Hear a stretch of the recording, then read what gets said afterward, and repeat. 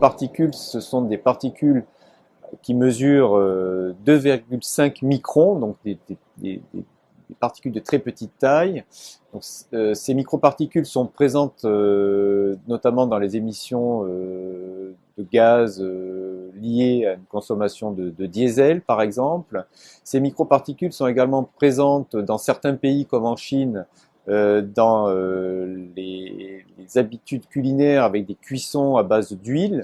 Et effectivement, le risque, c'est que plus une particule est de petite taille, plus sa pénétration se fait très profondément dans les voies aériennes. Et donc ces microparticules vont jusqu'aux alvéoles pulmonaires, donc aux extrémités finales de l'arbre respiratoire, là où se fait l'inflammation et donc la carcinogénèse.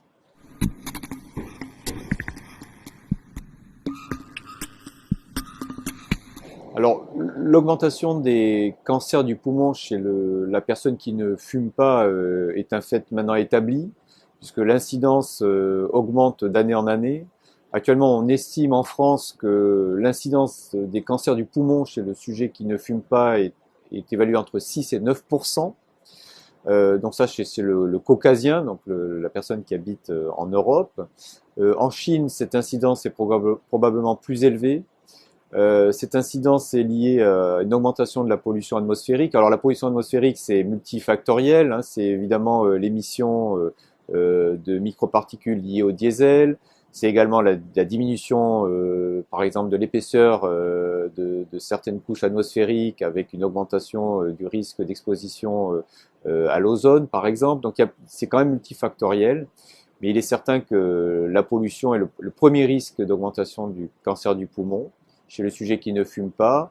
Et la pollution a été définie par l'Organisation mondiale de la santé en octobre 2013 comme étant un carcinogène de type 1, comme le tabac.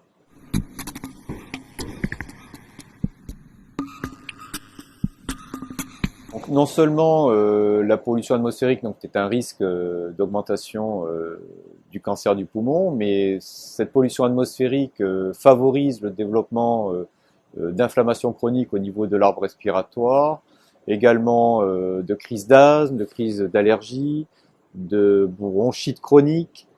Donc effectivement, ça participe à d'autres maladies respiratoires que le cancer du poumon.